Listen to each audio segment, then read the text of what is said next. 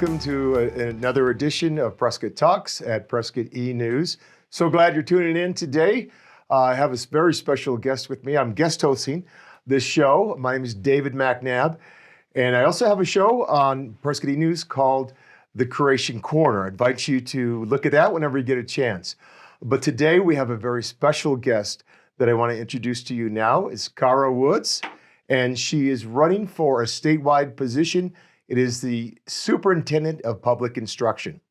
And so we're going to be talking about that today on this issue of Prescott Talks. So Cara, thank you for being here and spending some time with us at Prescott eNews. Oh, well, thank you for having me.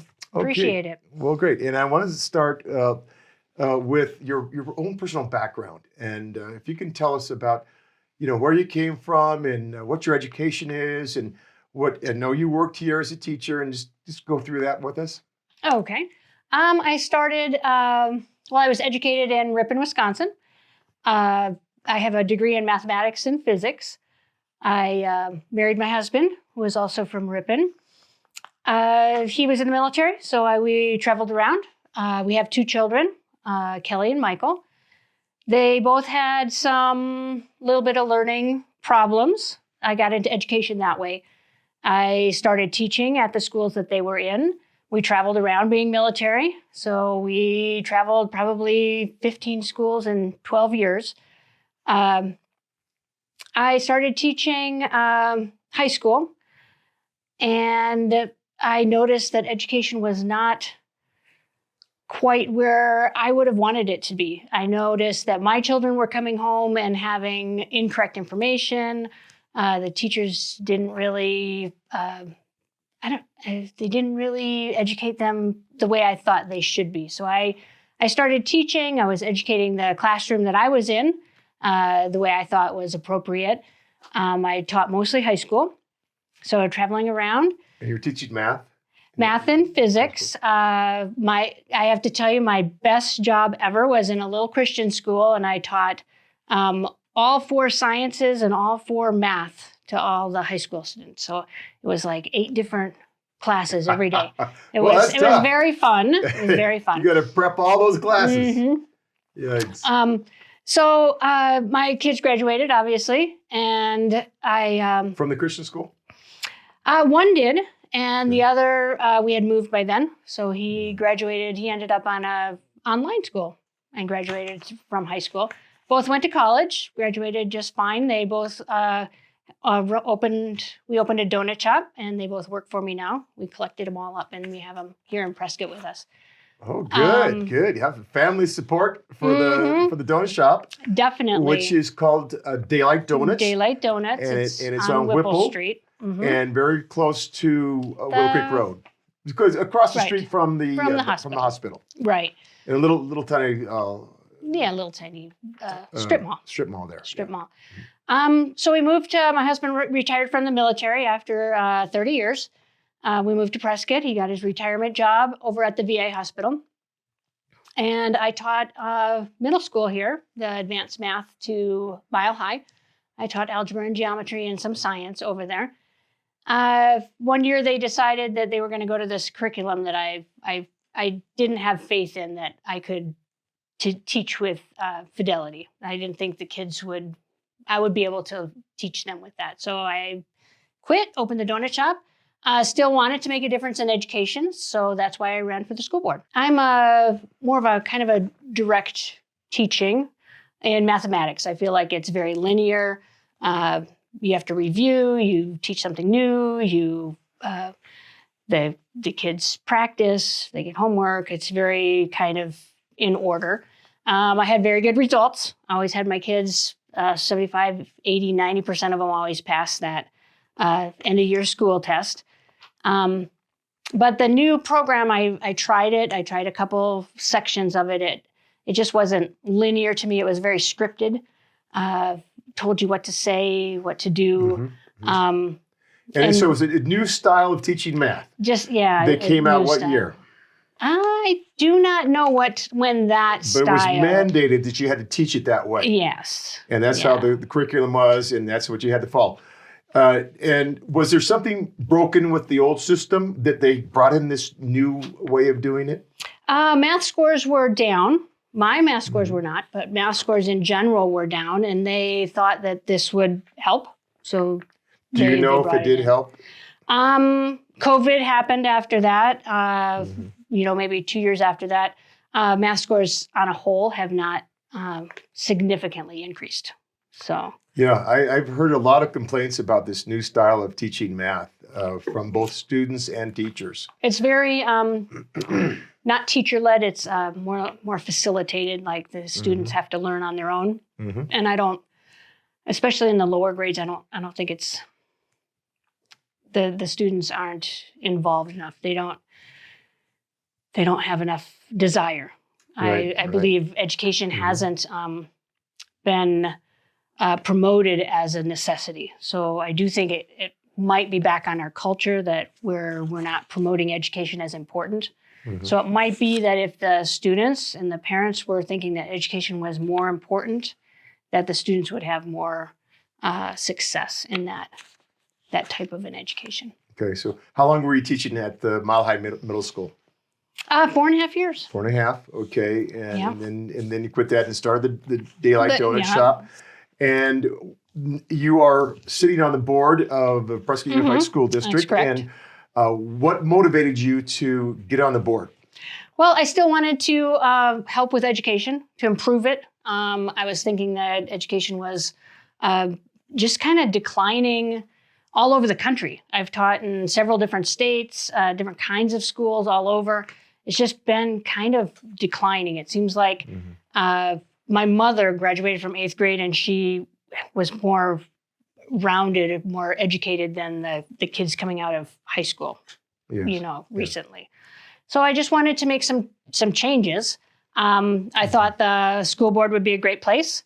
I've been on it for almost a year now, and it doesn't seem to be the best place to make any changes. It seems like most of the things come down from the state, are mandated from the state. The standards come from the state. So it just seemed like a good next step, because I'm not having a lot of success in improving education here on the school board. So my next step was to run for superintendent of public instruction. Okay, where you'll have much more of an impact statewide, not just district-wide. Correct, statewide. And that's a very powerful position for education, of course, in the state. It's the most powerful one there is, and you can do a whole lot more. Now, it kind of surprises me, though, that you're talking about, we can't really do much as a school board because everything's coming from the state, and we have to follow that. What can you do? Because, we've always been told that each school board has autonomy over their own district and can make a lot of decisions, most of the decisions. But you're saying that really is not true. The school district has a lot of opportunity to make decisions. So the principals have a lot of say in what goes on in their schools. The teachers, the prime teachers, have a lot to deal with it. They have a leadership team that makes a lot of the decisions in the school district. They make recommendations. We get a little tiny blurb about it at the school board, and then that's it. We vote yes or no, or we don't vote at all.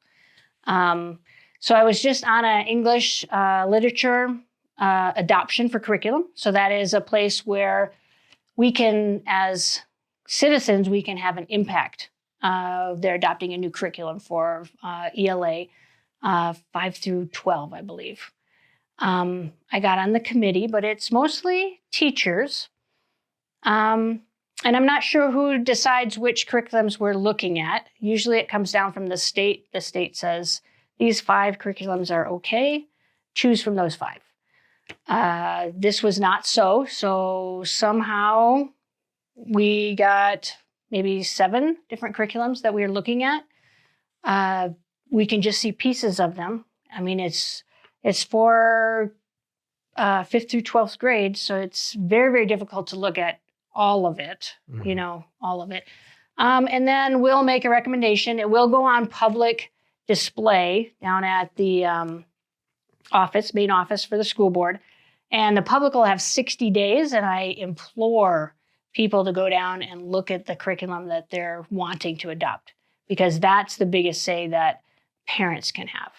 They can go down and look at that curriculum, they can make comments, they can send them to the board, we can read them, because the board members, even though I'm on that committee, it's very, very hard to look at everything. So if we can get parents to go down and look at all of the different levels, that would be great. Okay, and you say go down. Go down where? Go down to the main office, which is in The PUSD school district? it's in the old Washington School. Yes, the Washington Washington School. School. Relino Larkin. Okay. Okay, and so they have these curriculums that you can just go to the desk there. Well, they have to pick one and- first. So I think they're picking it maybe late in January. And then it'll go on display for 60 days for the public to go down and view. So we have to wait just a little bit before they can go down and look at it. Okay, so sometime in January it'll be available. I believe And so. that's what curriculum are we talking about now? English, ELA, so it'd be English from 5th to 12th grade. They're trying to Okay. adopt a new one. All right, so this is a new standard that's coming from the state. Nope, not a Or new is it- standard. So the standards are all the same. This is just a different book or a different idea of how to teach it. Okay. So the standards are still the same. Okay, so this is a curriculum proposal. Mhm. And are there other curriculum proposals Well, they're to look at as well? from, there are 7 that this committee is looking at, and then they'll pick one, and then that's the one that the community can look at. Okay. And do they do a different subject every year, or how does that work? It just depends on funding. So we have some ESSER money or the CARES Act money from COVID. So that money can be used on curriculum. So they've decided to adopt a new English language, English, and they'll use that money. So new textbooks will be bought after they decide which curriculum they're going to adopt. Correct. Okay. Very good. And you're on a committee to look at these curriculums and make a recommendation to the full board, To the board. Mm-hmm. About which curriculum is best for the district. Correct. Okay, 5 through 12. 5 through 12 That's what we're English. looking at. Okay. So I do have other concerns. So English is the one that they're changing right now. So I would like to propose that we get back to just the basics, just a very, very strong mathematics program, English, science, writing. I've had numerous high school kids come to me at the donut shop and say, I never got taught cursive. Could you put that back in the school system? That actually is a standard that's been taken out. So we might be able to put that back in as a standard to have the schools teach cursive again. Let's say we have a problem with social studies right now. The standards are laid out by the state. Some teachers are introducing the CRT, which is a problem right now in a lot of schools. And that is a little bit above and beyond. And I'm thinking that's where the parents are coming, that they dislike this. They would like to just be the basics. And that's what I would propose, that we just go back to the basic standards, teaching the Constitution, history, Okay. fact-based. So are you saying that some of the teachers in our high school is teaching critical race theory to the students right now? I would say no, not as white people are bad, black people are, good. I don't think in Prescott we are, but I have petitioned the school board several times to come out with just writing a statement, putting it in the paper. PUSD does not teach critical race theory. And they have refused to take my comment, take this and actually do it. Too much I- common sense? Yeah, I would think Okay. that it would be just appropriate to make a statement Yeah, that said, no, PUSD is not Yeah. teaching these things. right. Absolutely. Correct. I wholeheartedly agree, and we should not be teaching that. Now, it sounds like you're not quite sure what's being taught at the high school. How are we going to know? How is the board members going to know? How is the community going to know what's being taught to the kids? The community needs to get involved. So the community, right at the moment, we are not letting parents back into the classrooms. The school board told me, no, we are not letting parents walk around willy-nilly in the classroom. But I think that that's important. We need to get those parents back into the classroom, and they need to be reporting, bringing it back to the principals if they dislike what it is, and bringing it back to the board if they really, if they're not getting anything from the principals. That's right. But parents used to be able to go in and at any time and listen to any class. But are you saying that that's not happening, not allowed anymore? During COVID, it's not allowed. But I think that just as a society, we've kind of gotten away from it. We've thought, well, they're public schools. They should be teaching what we want them to teach. And sometimes they're not. So I think that as a public service, if I do become superintendent, we definitely need to just motivate parents to get back into the classrooms and be active in their children's education. Okay, absolutely. And how are the board members going to know what's being taught in the schools, especially with social studies and the science? Science is another big one. A lot of people, a lot of Christians in our community do not want evolution taught as a fact. And it is being taught as a fact to our kids. So how do the board members know what's being taught? They have to rely on either the constituents telling them or going into the classrooms themselves. So each of us have, right at the moment, my school is Mile High. I'm supposed to be visiting and going through, but it's a hit and miss. It's not, I can't be there 24/7 to see what's going on. So it's really going to be pushed back onto the parents. And I think that they're up for the challenge right now, that enough parents are upset about what's being taught, that we can get them back involved and they can be monitoring what's taught in the classroom. Okay, and that's real important. We have to wrap up this first segment, but we're going to have another part of this show and I want you to come back and listen to the next part of the show, because it's going to go over all of Kara's platform that she's running on for the statewide election, and you'll hear all about that. So, Kara, just give us if you would, your website, how to contact you, and I know you're looking for signatures. Yes. And also, in their next segment, we'll talk about the clean election that you're running on, okay, and how that works. But basically, you can only take you can't take large contributions. That's correct. No corporate contributions, no company contributions, only private people. So my website is Woods, the number 4, azeducation.com. I would love for you to go visit. You can sign my petition online. You can also donate $5 for the clean election that David was talking about. So I need 7,000 signatures. They can be registered Republicans or, I believe, registered independents. I also need $1,500 $5 donations. $1,500? $1,500. Wow, that's a lot. $5 donations. If you feel like donating more than $5, you can donate up to $180. And all of those options are on my website.